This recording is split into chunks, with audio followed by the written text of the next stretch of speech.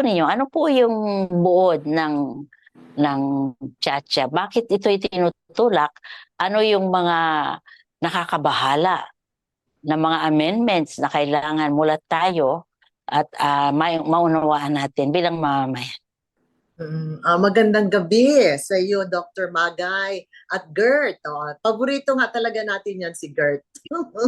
Paborito ko rin yan. At sa ating mga tagapanood at tagapakinig, no? Magandang gabi at salamat sa inyong imbitasyon dito sa atin at para papag-usapan natin bakit ang babae para sa inang bayan at yung itong network ng mga kababaihan ay talagang no to Chacha. Kanina gusto ko lang i-share sa inyo, nagkaroon ng meeting at press con yung No to Chacha Network. At doon linahad nila yung in-brief tayo ng ating mga kongresista na nandoon. Inyo, nagkaroon ng meeting at press con yung No to Chacha Network. At doon linahad nila yung in-brief tayo ng ating mga kongresista na nandoon. Nagkaroon ng meeting at press con yung No to Chacha Network. Doon nila yung in-brief tayo ng ating mga kongresista na nagkaroon ng meeting at yung No to Chacha Network. Doon tayo nagkaroon ng briefing ng ating mga mambabatas na sa Kongreso. At doon nila sinabi kung ano na ba ang at okay ba yung ating naririnig ba ako? May huli? Parang may Bakit may echo? Oo, may echo.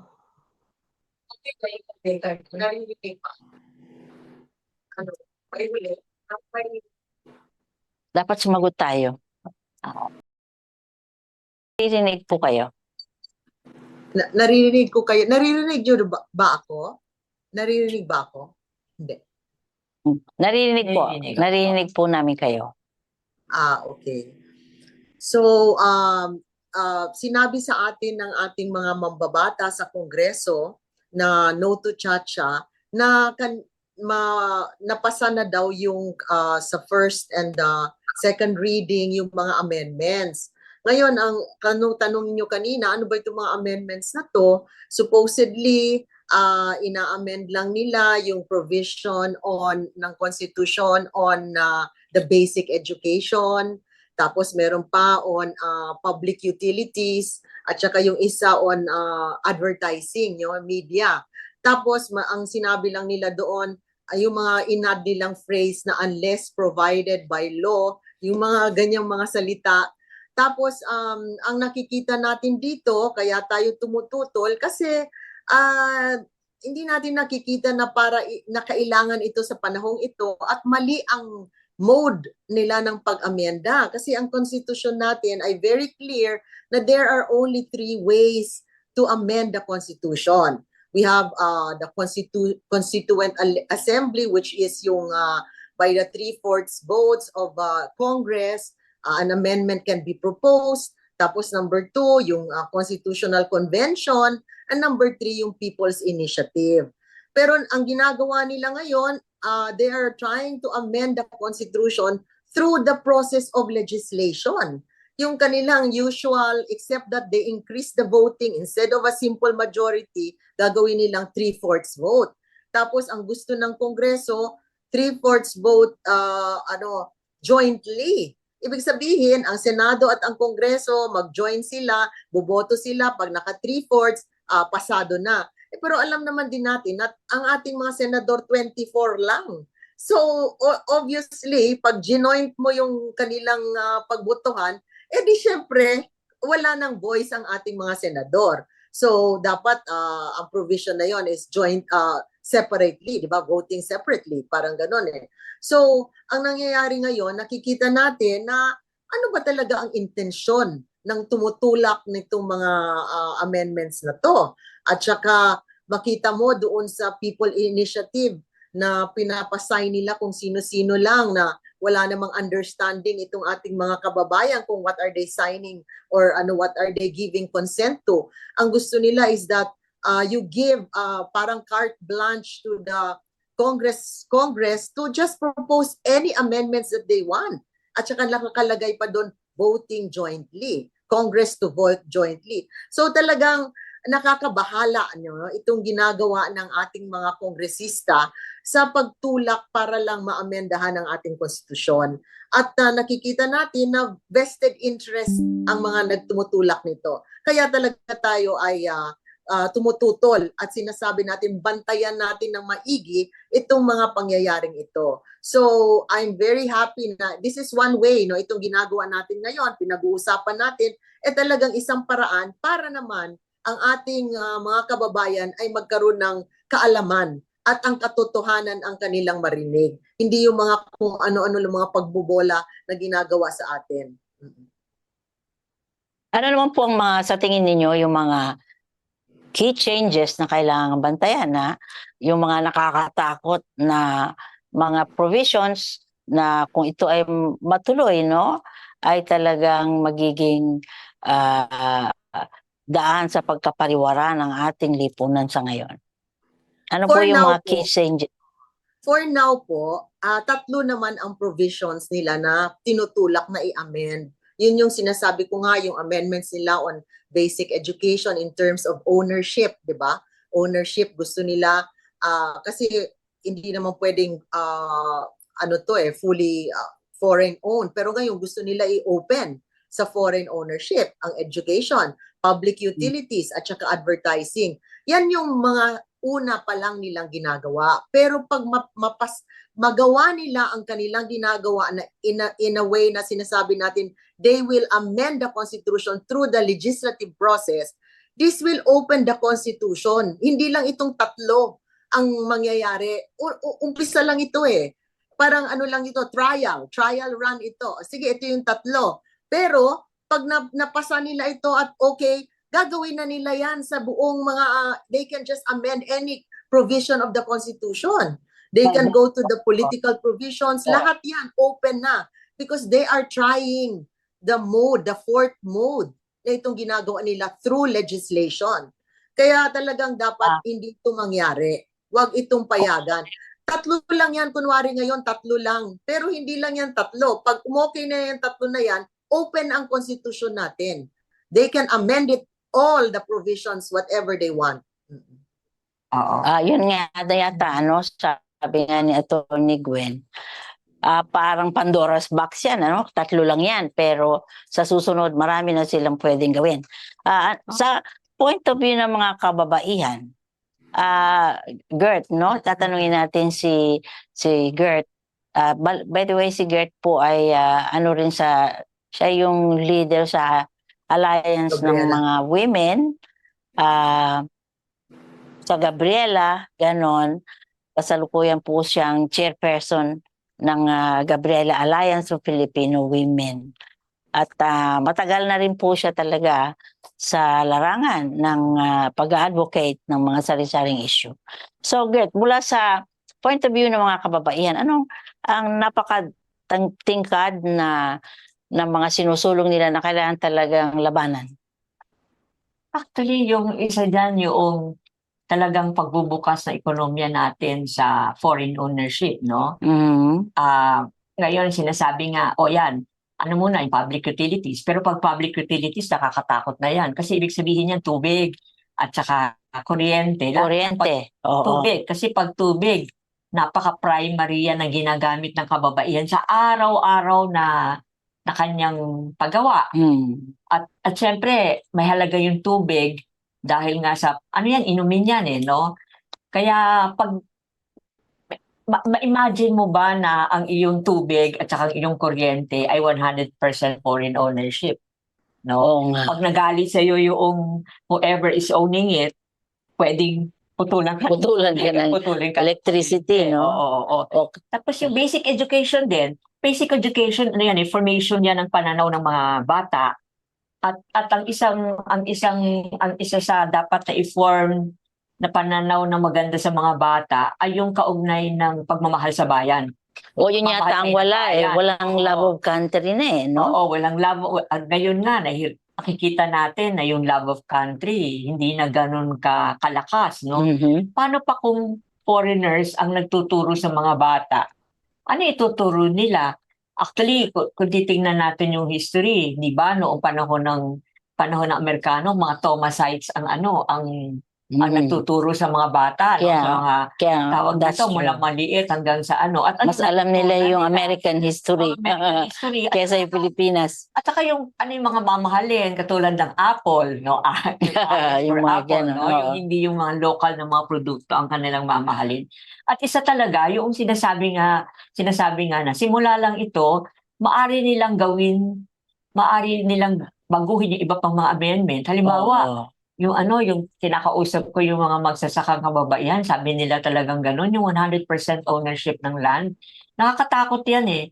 Kasi ngayon nga, ang nilalabanan nila ay land use conversion. At syempre, pag pinag-usapan natin yung land use conversion, ang land use conversion primarily ay agricultural land. So, Mhm. halimbawa, 100% ownership, agricultural land din, ibig sabihin, pwede i-own yan ng mga foreigners. At ngayon, meron na ngayong mga kwento sa community na yung mga foreign companies, sila ay nagli-lease ng malalaking portion ng land, no? At kapag nagli-lease sila ng malalaking portion of land, sila yung nagdidikta kung ano yung itatanim doon, ano? Ngayon nagkakaroon na ng it's causing problems na kasi imbis sa pagkain, iba yung tatanim nila. O kahit Oo nga. pagkain na itatanim nila, for export yon, hindi para dito sa consumption dito. So, ang dami-dami talagang pwedeng ianak yan, hindi lamang yung ngayon at public utilities, education, media, at saka advertising. Tsaka mahirap din yung media. Madali na ngayon magkaroon ng fake news, Oh, madaling mag-brainwash. Ang hindi yata na intindihan natin nung panahon ng Marcelo, totoo lang, brainwash is ang buong generation din. Apart Mm. from those na talagang mga naging victims, sure, ganyan. Sa totoo lang, lahat tayo na brainwash eh. Akala natin mahusay yung martial law dahil nakikita mo sa newspaper Oh. marami raw investment, marami raw edifice na yung in other words, heart center, yung lung center, yung cultural center. In other words, yung panay mga magaganda, magagarbo ng mga bagay na nangyayari, yun ang merong headline. Yun ang nandoon sa mga newspaper. So akala natin, yun yung nangyayari na tunay. But actually, it's a very small slice ng experience natin under martial law. Pero Yeah. na-brainwash tayong lahat. Kaya akala ng kahit yung mga generation natin, may mga generation natin na akala nila mahusay yung martial law eh. Kasi hindi naman sila matayan, wala silang mga kamag-anak na pinatay, wala silang mga kaibigan na binisita nila sa karsel and ganon. So akala nila okay lang. Pero actually, yun ang unang-unang brainwashing na nangyari. At lalong iigting yan kapag hawak na ng dayuhan, lalo ng China, ang media. Talagang mabibrainwash tayo ng tunay sa kanilang mga ideological at saka kultura nila at lahat. Kultura. Kahit ngayon, yung mga companies na partner na sila, ini-insist nila na yung mga staff nila should be trained according to Chinese ways of management. Meron akong alam na nag-resign na siya kasi dati naming staff yun. Nag-resign siya dahil pinipilit na yung mga managers mag-train ng Chinese way of doing management, no, na authoritarian in the first place. So, delikado yun. So, yung sasabi nga ni Gert, kung ating educational system babaguhin according sa mga preferences, no, ng mga layuhan, mahirap 'yon. Meron na tayong ganung experience sa mga Amerikano. Ngayon baka magkaroon din tayo ng ganung experience sa China, no? May mga Chinese institutes na ngayon sa maraming bansa. So para rin mahubog yung ating consciousness. At pag pumasok ang dayuhan sa edukasyon, ay kawawa ang ating susunod na generation. Totoo. Concern natin yan kasi nga, of course, ang ISAC is very much concerned sa consciousness raising ng susunod na generation. Ngayon nga, naka-tune up na sila dyan sa globalization, ano? Mas alam nila yung nangyayari sa kesa sa labas, kesa doon sa sarili nating bansa at kultura. So mabibrainwash ng mahusay ang ating kabataan. At saka Doc Magay, gusto nila talaga ang basic education. In other words, bata pa lang, ganun na, no? So talagang kinokontrol yung isipan natin. Totoo, baka mawala na nga yung concept natin of country eh. Kayang-kayang gawin yan. Wala na. Ngayon nga, kulang tayo ng pagmamahal sa ating bayan. Yun ang importante dapat ma-inculcate sa youth. 'Di ba? What is love of country? Oo. Ang sabi pala nila na Doc, ang sabi nila ang Filipinos daw, yung character natin, una pamilya, then country. So we do not, yung ating attention talaga, ako muna pamilya ko, kung okay ang pamilya ko, wala akong pakialam. It's only when na kung may nangyari sa pamilya mo, saka ka mag-concern sa country mo, pero hindi nila natin naiisip na kung maganda ang ating bayan, di masaya ang pamilya. Oo. Ako, isa pa, sige. nakakatakot din pagdating sa foreign ownership. Actually, hindi ganun kaganda din yung ating karanasan sa foreign ownership, no? Kasi halimbawa, nung panahon din ni Marcos, yun ang pagbubukas ng export processing zone, ano? Yung mga nasa export processing zone, 100% foreign owned yung mga yan. Ano yung nangyari, no? Actually, doon nagsimula yung pagdidepress talaga ng sahod eh. Kasi ano ba yung ilalako sa mga foreign companies na to, kung hindi mababang sahod, mahusay na manggagawa, pero mababa ang sahod, no? Tapos na yun, hindi umaangal. Yan ang kanilang... Walang strike, bawal. Pero walang strike, hindi sila mag-union, no? Yun ang kanilang kamuon sa atin, di ba? Tapos ngayon, ano ba yung karanasan? Pagkatapos na yung kanilang mga privileges, kasi yan for a number of years, hindi sila magbabayad ng tax, etc., etc. Pagkatapos nun, aalis na sila ng bansa, dadalhin nila na sa ibang bansa. Kaya even yung pagiging regular ng manggagawa, wala eh. Kasi regular sila, pero pagkatapos na umalis yung bansa, kahit na regular sila, wala din pagiging regular yan. So kita natin yan. Tapos secondly, ang daming mga industriya natin na pinatay. Ng pagpasok ng foreign companies nito, Marikina halimbawa, thriving shoe industry yan. Naalala ko nung panahon na ako'y yung Greg shoes, no? Yung ang tibay. Yung sobrang tibay. Ayaw nang masira, no? Hanggang sa susunod na mga kapatid mo, yung kanilang pagsuot, no? Ayaw ko na nga ng antibay dahil palaging hand-me-down ng shoes ko. Kaya yung ganun ba, namatay yan, at hindi lang naman ang Marikina ang Marikina industry, shoe industry ang namatay. Namatay din yung industry ng katad sa Valenzuela, yung Bulacan area na yan. Then kumukuha ng ano ba tawag sa katad sa English? Tawag dito. Basta yung katad na pinapangpato. Yung hide, namatay, yung sa ilalim, sole? Yung hide, oo. Nag-ano sila dyan sa area ng Valenzuela. Bulacan na yan, So namatay din yan. Oo. So marami tayong namamatay na namatay na industriya dahil sa, and even yung industry natin ng paggawa ng cloth. Diba? Yung ang dami nating mga local na clothes noon na tayo yung gumagawa, namatay din yung lahat dahil sa Taytay, sa Taytay, oo.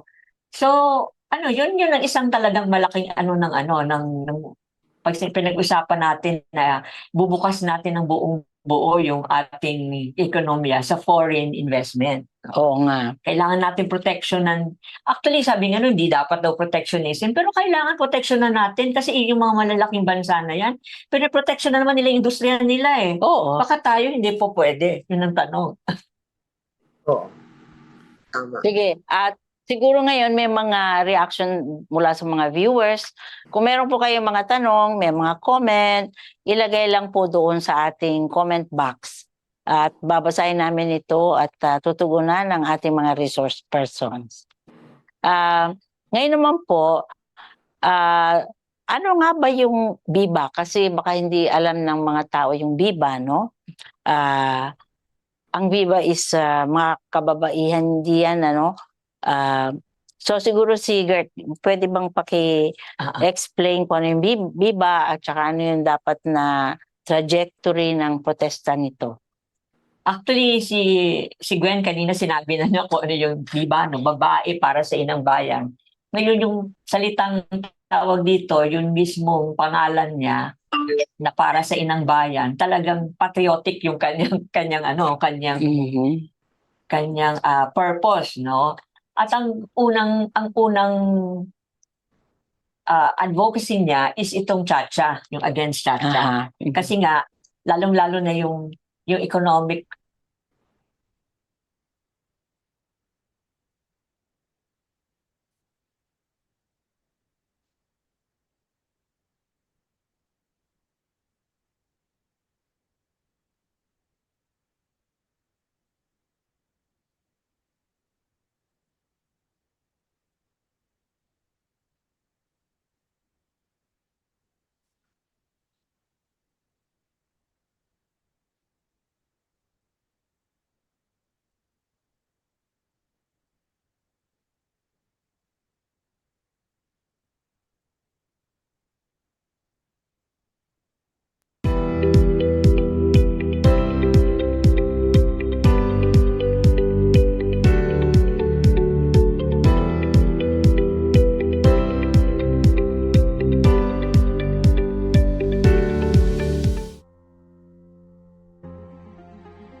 Kahit na kami mga lola na daman-dama pa rin namin, walang mabuting idudulot sa mga babae, mga lalaki, sa buong sambayanan ang Chacha. Oh, Kahit sa na mga sinasabi nila tatlo lang isang, daw ng mga economic changes, no? Yung basic education, sa telecommunications, at saka sa advertising. Alam naman natin, pag nagbukas yan ng isa, papasok na lahat ng iba pang masasamang epekto. Ang pangunahing problema dito sa Pilipinas, hindi lang ng mga babae, kung hindi lahat ng mamamayan, yung kahirapan, yung napakataas na presyo ng lahat ng mga bilihin at napakababang presyo ng ating pasahod. Yung mga apo namin, mga anak, mga apo namin, ang kailangan nila ay makapag-aral. Kailangan nila merong magkaroon ng serbisyong pangkalusugan na libre. Kung kailangan magkailangan ng gamot, pagpunta sa doktor, yun ang kailangan. Hindi ang iluwag na natin lalo, ibuyang-yang natin yung ating ekonomiya sa dayuhang pamumuhunan, paghihimasok, wala namang kabutihan itutulong sa kailangan magkaroon ng trabaho at disenteng pasahod. Kailangan ng maayos na kabahan, yung matitirahan. Kailangan ng pagkain na mura at nasa abot kayang presyo. Hindi ibibigay sa atin yun ng Chacha Pag sinuri mo yung mga gusto nilang palitan, lalo lamang tataas ang presyo, lalong bababa ang pasahod, lalong walang maayos na matitirahan ang mamamayan. Ang mga bata hindi naman magkakaroon ng maayos na yung libre at maayos na pag-aaral. Kahit sabihin pa basic education daw, hindi pag pinag-aralan mo, hindi sila magkakaroon ng libreng Ito nga kumalat pa, kesyo daw bibigyan pa raw ng libre daw na yung kanila ay may baon. Wala naman eh, hindi naman totoo yun eh.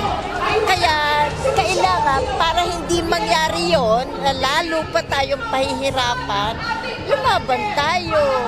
Pumunta tayo sa kalsada, ganito, magtumutol tayo. Pag tayo nanahimik, lalo tayong mangyayari nga yung ayaw natin.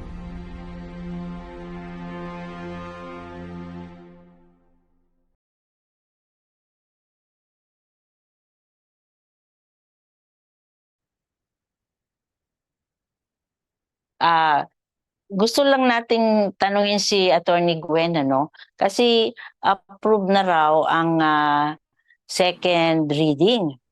Anong pwedeng nating gawin para magkaroon ng at least put a stop, no, doon sa proseso sa Kongreso? Oo. Anong pwede natin? Oh. Of course, wala naman sa ating mga kamay yan, ano? Kasi nandun na sa kamay yan ng mga kongresista. And knowing yung make-up ng House, talagang sasabihin natin na i-railroad na nila yan. Yun talagang ipapasa nila at ipapasa nila yan, no? Sa gusto man natin o ayaw. Pero at least alam natin na na-register natin ang ating pagtutol sa kanilang mga ginagawa. Kaya kanina, Gerd, hindi pa kita na update, no? Doon sa No to Chacha Network, nagkaroon ng meeting. Ito po yung organization na aggregation of different parang NGOs, CSOs na nag-band together iba-ibang sectors, kababaihan, merong manggagawa, merong sa church, at mga students, ganyan ano. So, nag-band together at nag-decide na by March 20, I think they announced it sa press con din, magkakaroon ng kilos, magmamarcha tayo papunta sa Kongreso at doon talagang ihayag natin na malakas ang boses na No to Chacha at talagang babantayan natin ang kanilang mga steps kasi kung mapasa na yan sa House, ang inaabangan natin anong mangyayari sa Senado. Kasi doon naman, meron din nakapending doon na amendment nga. Halos pareho lang doon sa na-file sa House. So ngayon, ito yung binabantayan natin kasi wala pa naman sa Senado, hindi pa naman na, although there were mga committee hearings, pero wala pa namang talagang committee report. So hindi pa na ano yan sa plenary, hindi pa na-discuss. So ito ngayon ang tinitingnan natin at gusto natin kausapin ng ating mga senador na sana naman wag na nilang bigyan yan ng ukulan ng pansin yung mga pangyayari niyan kasi kaya we have to be vigilant. Ang sinabi nga din kanina na okay, that is one mode na gusto nilang i-amend ang Constitution. Isa pa yung People's Initiative. Sinabi nila na tinigil muna daw, itigil-tigil, no? So, pero wag tayong kampante sapagkat kung hindi matuloy itong ginagawa nila sa Kongreso, baka naman ulitin, buhayin nila ang People's Initiative. So talagang continuous ang ating pagmanman sa mga action nitong ating mga sino ba sila? Yung ating mga leaders na supposed to be, inuurong ang pag-amenda para lang sa kabutihan ng mamamayan. Pero obviously, it is not for the best interest kasi ano naman ang magagawa nitong pag-amenda sa konstitusyon?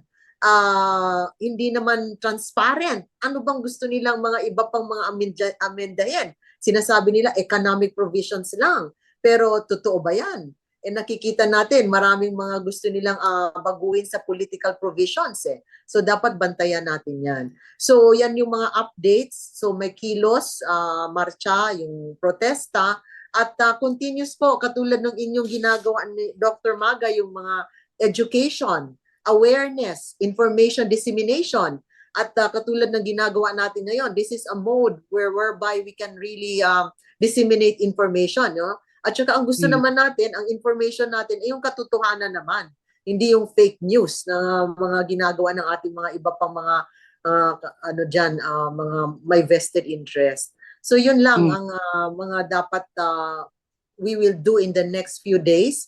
Dapat magmanman tayo sa mga actions ng Congress. At the same time, kausapin natin ang ating mga senador at sabihin natin sa kanila na wag ninyong kilusan yung resolution ng both houses.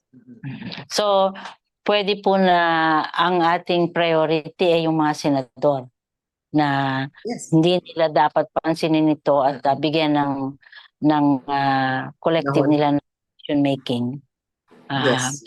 Po, isa po yun. Ano nga, sa tingin nyo, ano nga ba ang pwede pang gawin ng mga, lalo na ng mga faith-based, yung mga churches? Paano makakatulong ang mga faith-based na organizations at mga churches para ma-prevent itong pag-amyenda sa ating konstitusyon? Nako, malaki po ang maitutulong nyo, Dr. Magay. Kasi kanina sinabi mo na kayo ang nasa ground Kayong nasa ground, diretso sa mga tao. Pero ang importante kasi, maintindihan sana ng ating mga mamamayan. Kasi hindi nila naiintindihan in a sense na marami kasing mga news yung parang pinaglalaruan yung issue, yung parang sinasabi na okay, this is for the best interest ng mga tao, etc. Pero all motherhood statements, walang mga why is it for the best interest, di ba? O bakit ito makakabuti sa ating mamamayan? So kayo lang yung maka-explain yan.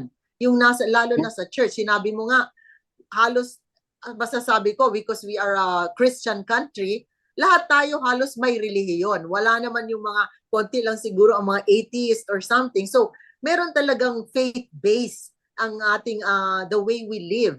Our way of life, we are always connected to a faith, whatever that faith is, di ba? Kaya, organize kayo, yan na yon. At saka pala kanina, yung network nag-decide na magkaroon tayo ng one messaging. In other words, we will come up with a media plan at saka siguro yung content kung ano bang i-emphasize natin when we disseminate the information na no to cha-cha tayo. So siguro that's a good start whereby meron kang meron tayong baseline ng information na ibibigay natin para maintindihan ng ating mga kababayan. Oo. At saka yung isa pang advantage ng simbahan, sabi mo nga, tawag Dr. Magay kanina, is ang simbahan, nandyan yan no, sa lahat ng lugar. Nasa community sila. So, ibig sabihin, sila galing maka-reach sa mga tao doon sa mga komunidad at kahit na saan merong simbahan. No? Yes. Maganda yung idea ng magagawa tayo ng media plan. Gusto namin sumama dyan. Kung ano man ang maliit na contribution namin na pwede. Siguro magandang gumawa ng mga kahit na 1 or 2 minute na mga message na gawin natin yan. Pwedeng diba? Pwedeng isa-isang kwan. Yung 3 na sinasabi ninyo na delikado, pwedeng lagyan nyo ng 1 or 2 minute na mga messages. Tapos Ayan, magaling. Meron na palang GERD, meron na palang gagawa. Sila Dr. Magay. Pwedeng tumulong ang Isaac sa ganyan. Yan, ang ganda. Oo. Sabihin mo na kay Teddy GERD, meron na. Meron tayo. Kasi gumawa tayo ng mga series ng TikTok na maliliit. Wow, maganda. Oo. Masaya. Masaya. Maganda ho yan, TikTok. Hindi na maganda. Oo. Kasi yan ang pinapanood ng kabataan ngayon Correct yan. At saka kasi merong study yung mga taga-Taiwan nung lumaban sila sa yung Chinese Kuomintang na party nung election. Pero nanalo sila dahil dun sa kanilang mga social media. Ang sabi nila daw pagka nasa advocacy na very fast yung reaction at saka masaya, fast and fun, yun ang sabi nila. Short, syempre, short ang messaging. Siguro pag-isipan natin yan na maigi, mga 1 or 2 minutes na mga... Nice. Saturday, magkikita tayo, di ba? Oo nga, tama. I will ask itong ating mga creative na mga bata. Dahil ako hindi ko na alam yung mga ganyan. Pero yung mga bata, pwedeng pumunta dyan. Wow. Ano ba ang ibig sabihin nitong unless otherwise provided by law. Kasi nakalagay dun sa pangunahing amyenda sa Chacha, dinugtungan daw nila ng unless otherwise provided by law. Ito ba ay sabi, nagbibigay ng kapangyarihan sa Kongreso na alisin o gawing mas maluwag ang mga kasalukuyang economic restrictions. So, Oo, pwede pakilawaan, oo, actually, totoo yan, yung salitang unless otherwise provided by law, it means, of course, na another law can actually provide yung example, exceptions to the rule, or ano pa yung meaning, expand ang meaning, yung ganun. So they can do it through legislation, and it opens a lot of possibilities. Yung ganyan. So, napakalawak. Parang binigay mo na sa kanila ang kapangyarihan na ilagay nila dyan kung ano gusto nila through a law. Diba? But then, you cannot amend the Constitution through a law. The river cannot rise. Ano yung sinasabi nila, Doc? The river cannot rise above its source. And then the source is the Constitution. Ibig sabihin, supersede mo yung Constitution with a law? That cannot be. The law should be within the parameters of the Constitution. Diba? Pero ang ginagawa nga nila ngayon, yung fourth mode nila, ang iniba lang nila is that, okay, we go through the legislative mill, ganyan, katulad nun, di ba, sa House, first reading sila, muna nag-committee hearing, interpellation, close the interpellation period, tapos second reading, etc. Hanggang third reading, ipapasa na nila sa plenary yan, etc. Pero ang sabi nila, instead of, kasi yung usual legislative mill, it becomes a law pag meron kang majority. Ngayon, ang ginawa nila, 3/4, mas malaki sa majority. Pero, they just follow the steps, yung legislative mill nila. No, and it cannot be kasi it's not even one of the modes provided for in the Constitution. And you cannot just go beyond, as I said, the Constitution. Kung ano lang yung sinabi ng Constitution, dapat doon ka lang. Otherwise, you can be questioned in court, di ba? Yung pwede mo, ang gagawin natin, kung mangyari ito, isang mode din na pwede natin solusyon is that we go to the courts, di ba? Supreme Court, mag-question ka on the constitutionality. Pero bakit kailangan pa tayo umabot sa ganon? Di ba? Kasi ang mangyayari ngayon yan is, ang yayabang naman itong ating mga kongresista kung sasabihin nila, sue us. Diba? We do our whatever gusto namin gawin na hindi tama, basta sue us. Ano ba 'yon? Diba? Ganun na lang ba 'yon? Hindi pwede. Kaya from now, ganito pa lang sa nangyayari, dapat protesta na tayo. Huwag natin paabutin sa ganon. Dapat hindi ganon. Kasi ganyan ang usually, they weaponize the law, diba? And then sabihin nila, sabi ng Supreme Court, so doon na sila ngayon na mag-ano. But then, the Supreme Court are composed of men and women who we know naman are human beings and can be subject to a lot of di ba, persuasive powers, etc. So dapat now pa lang iprotesta na natin yung kanilang pamamaraan. Oo. Kanina sinabi ni Gert yung mga economic implications, no, sa mga kababaihan, especially sa household level natin. Ano ngayon ang pwedeng gawin ng BIBA para siguro tingnan yung lahat ng mga implications na iyon, ano? Anong pwede natin gawin para malabanan yung mga implication na iyon? Actually, siguro yung isa talaga yung awareness raising . Kasi ngayon, sabi nga ninyo kanina, talaga namang napakadaming mga misinformation at disinformation na nangyayari. In fact, doon nga sa pagpapapirma doon sa yung PI, yung People's Initiative, yung mga tao hindi nga pinaliwanagan ano yung pinipirmahan nila. Tapos sinabi nila, basta't pag pinirma ninyo yan, nagbago ang Constitution, mas marami kayong ayuda, mas marami kayong makukuha ganyan, ano? Parang ano ba yung pagbabago na tinusulong nito? So yung ganyan ba, no? So kailangan talagang yun ang isa, no, yung awareness raising, no? At ikalawa din syempre, yung dapat din na in connection with with yung awareness raising, sila din matulak mo rin sila na gumawa ng something, gumawa ng pagkilos nila doon sa community level kasi ang impact nito ay hindi lang ngayon eh.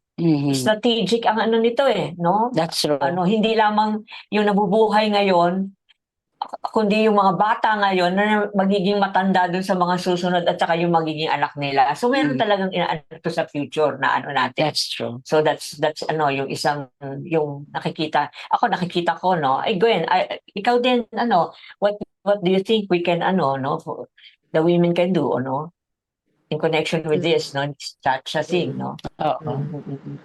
Maganda yung punto kanina ni Gwen tungkol sa mas magiging food poor talaga tayo.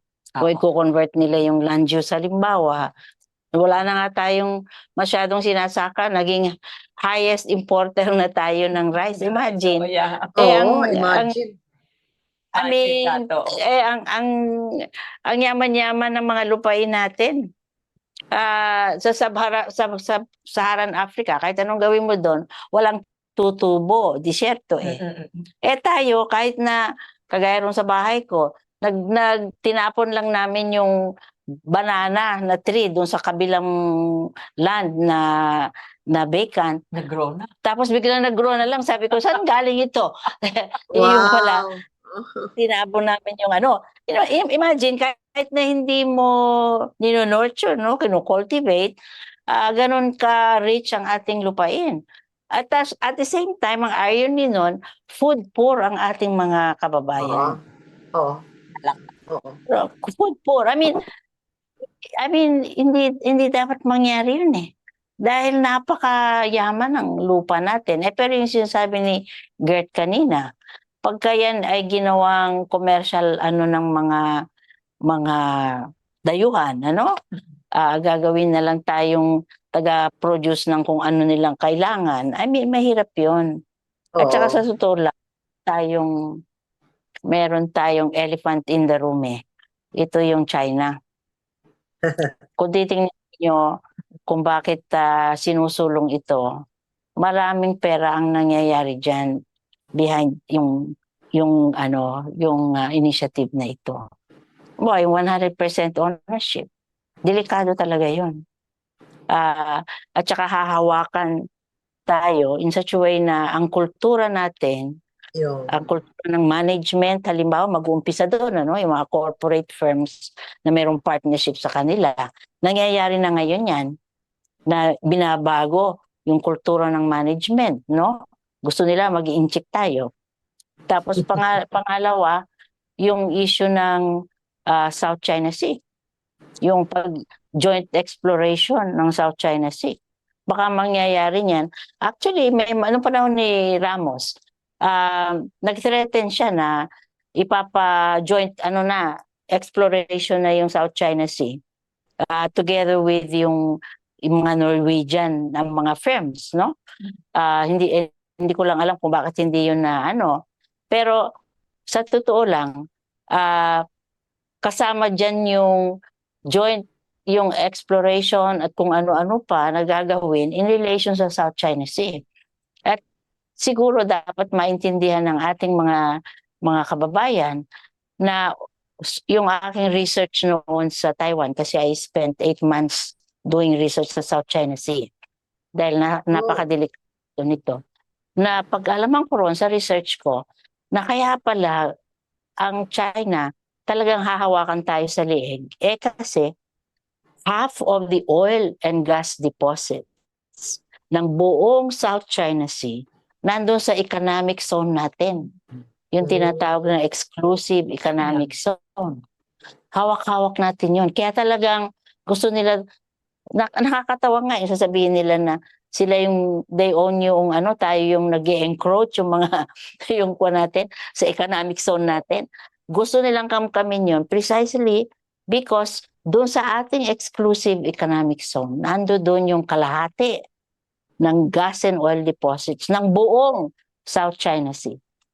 Kaya hindi nila masyadong pinapansin ng Vietnam, hindi nila masyadong pinapansin yung Malaysia o yung Indonesia.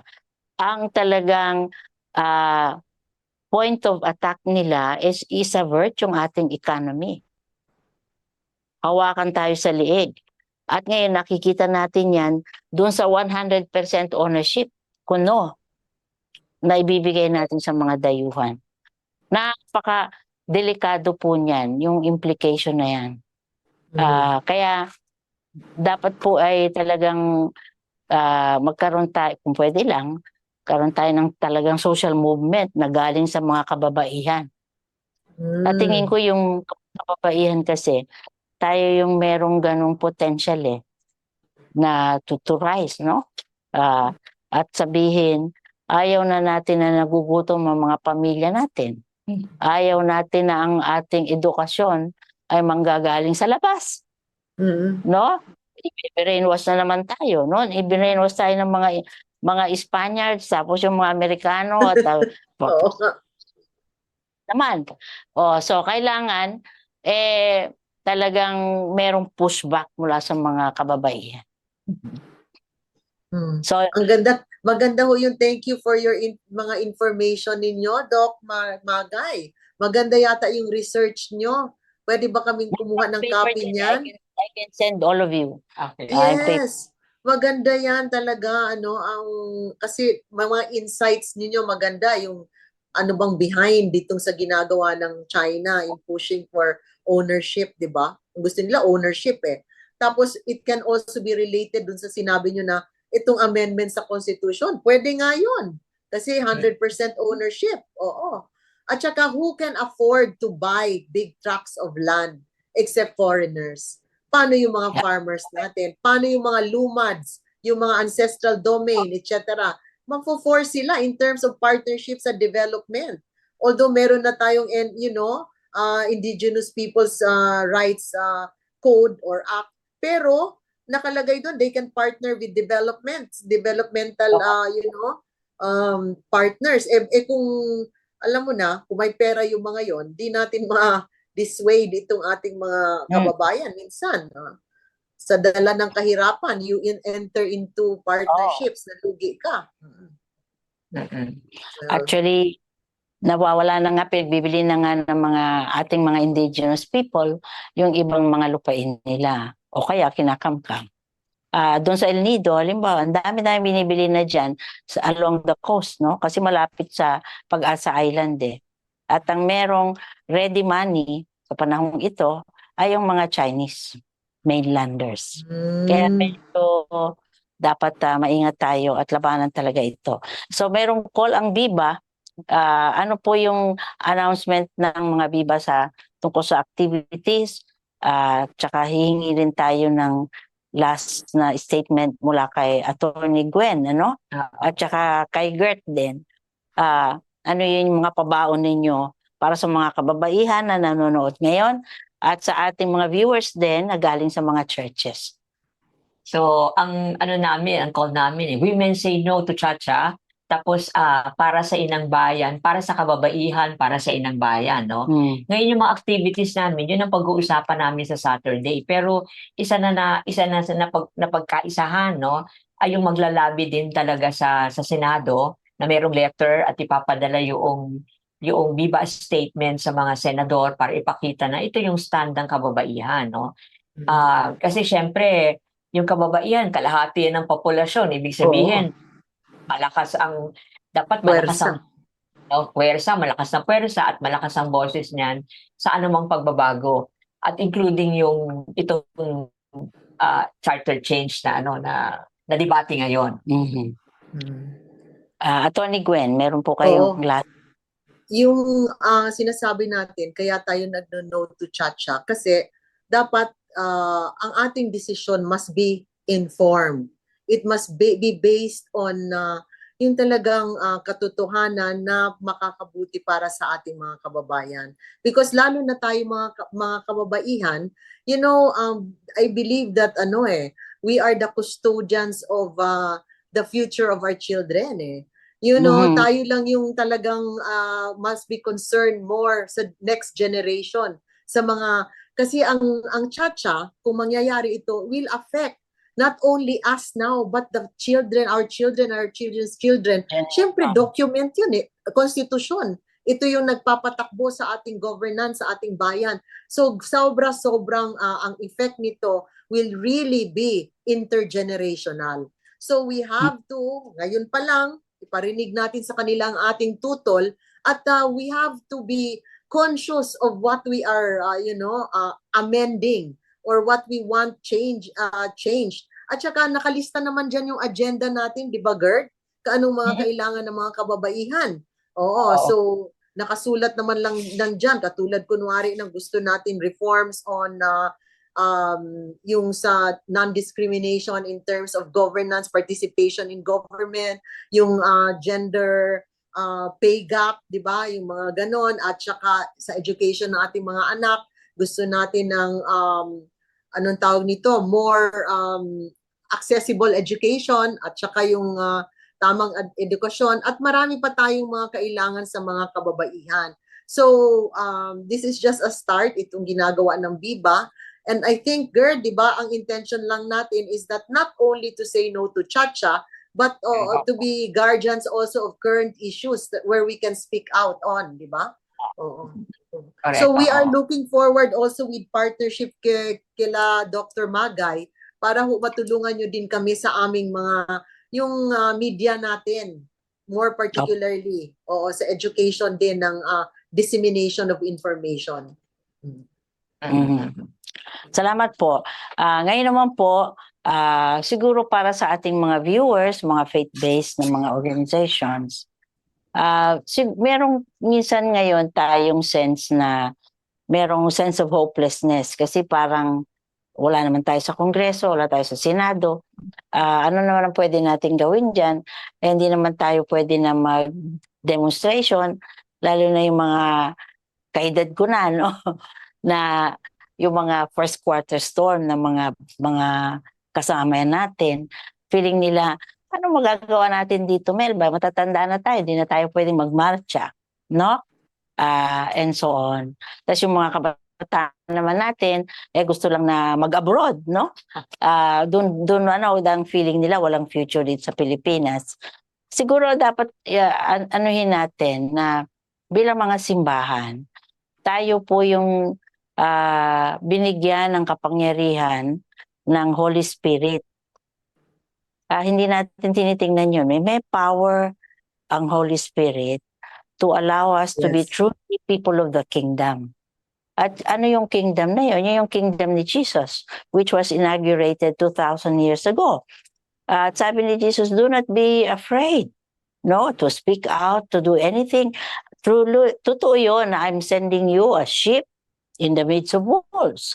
Kung kayo ay magiging politiko, papasok kayo dyan sa Kongreso, no, which is like alliance din. Kung kayo ay gusto ninyo na mag-government service, marami dyang mga sangay ng gobyerno na punong-puno ng corruption at ang feeling ninyo wag na lang tayong sumali dyan. Hindi.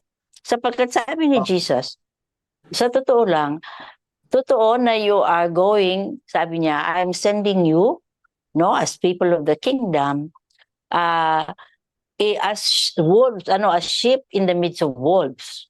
Totoo yun. Sheep in the midst of wolves. Pero sabi niya, do not be afraid, sabi. I have overcome the world. So, huwag tayong matakot to stick our necks out, even as churches. Huwag tayo na magwalang bahala dahil ang feeling natin, wala naman tayong magagawa. Hindi totoo yun. Part ng ating faith is yung tinatawag na human agency. Kaya meron tayong accountability sa Diyos at sa mga tao na to be people of the kingdom. Meron tayong power to do that. We pay lip service sa presence ng Holy Spirit pero hindi natin inaano talaga na tayo ay merong power to be human agents for change. Dahil binigyan na tayo ng kapangyarihan to do that. So ngayon sa ating pagtatapos, siguro dapat pag-isipan natin talaga na baka ito ay call ng Diyos sa atin bilang mga simbahan. Na kasi wala nang sense masyado yung ating mga kaibigan sa kaliwa, sa anuman na parang wala na tayong masyadong magagawa. Meron. huwag tayong mawalan ng loob. Kasi meron tayong kapangyarihan bilang mga simbahan. Hindi lang yun lang numbers, no? Meron tayong numbers actually eh. Kung tayo ay talagang kikilos, may numbers ang church. Yun lang mga evangelical churches, sabi ko nga, 36,000 churches na yan. Kaya lang, dapat we put our noses to the grindstone at huwag tayong matakot. Even if papasok tayo sa mga bagay na ang tingin natin ay dangerous at baka tayo may kung anong mangyari sa atin. Dahil sabi naman ng Panginoon, I have overcome the world and we shall overcome. Kaya yung civil rights movement dun sa Amerika, yan ang kanilang slogan ang kinakanta nila, we shall overcome. Di ba yung kanta na, we shall overcome, ganun. Inuulit-ulit nila yon. At yan ang promise din ng Diyos. Because Jesus has overcome, sa tayo rin who are agents of transformation, we shall overcome. At ngayon naman po, ay gusto rin namin bigyan kayo ng announcement. It is with sadness that we announce yung pagpanaw po ng aming dalawang kaibigan sa ISAC. Una na po dito si Dr. Romulo Pisanya. For many years, head siya ng His Sounds. At yun pong aming co-founder ng ISAC, si Reverend Malcolm Bradshaw. Namatay po sila almost isa alas 10 kahapon at yung isa 10:56, no? And iniimbita po namin kayo, yung mga members ng ISAC at mga nakakakilala kay Mac Bradshaw. Siya po ay magkakaroon ng wake at funeral service din. Ang funeral service po ni Mac Bradshaw ay magaganap sa tomorrow, Friday, sa Diliman Bible Church. Pinangungunahan po ito ng ISAC at inibita rin namin yung Ligaya ng Panginoon at iba pang mga Catholic communities na kaibigan ni Mac. We will have it at 6 p.m. sa UP Teachers Village sa Diliman Bible Church. At meron din po kaming ang ISAC also ay meron ding memorial service para kay Dr. Romulo Pisanya. Ito po ay sa Sabado, 7 p.m. sa St. Peter Memorial Chapels naman. Dito po sa Commonwealth Avenue, Quezon City. So meron pong 4 na wake services. Yung Saturday, March 16, 7 p.m., ISAC at saka His Sounds. Sa Sunday, March 17, 7 p.m. din, United Church of the Good Shepherd. Monday, March 18, 8 p.m., care of naman ng InterVarsity Christian Fellowship. At Tuesday, 8 p.m., mga family and relatives. Ang funeral service po will be Wednesday, March 20, 8 a.m., family and relatives. At gusto po ng mga kaanak ni Romy na to please omit flowers. Course, all food donations, voluntary gifts kay Nonet de Guzman sa kanyang BPI account 4489-018514. So tomorrow po, we welcome all ISAC friends, members, mga donors, na you can join us by hybrid doon po sa online. Yung mga nasa abroad, papadalan po namin kayo ng Zoom link at mag-umpisa po tayo ng 6 p.m. Philippine time para ito ay kay Mac Bradshaw. At sa mga kaibigan din niya sa Ligaya ng Panginoon, we warmly invite you to celebrate with us the life of Mac Bradshaw. So maraming salamat po muli sa pagsama ninyo sa amin ngayong gabi. Kung na-miss po nyo ang previous episode, pwede naman po kayong bumalik sa Facebook ng ISAC at sa YouTube ng ISAC. So magandang gabi po at thank you kay Attorney Gwen At thank you sa aming kaibigan na si Gwen, ay si Gert, na paborito namin na guest, no? And we would like to thank all of you for being with us tonight. Salamat po. Dahil sa akala ay mahina ka, halagang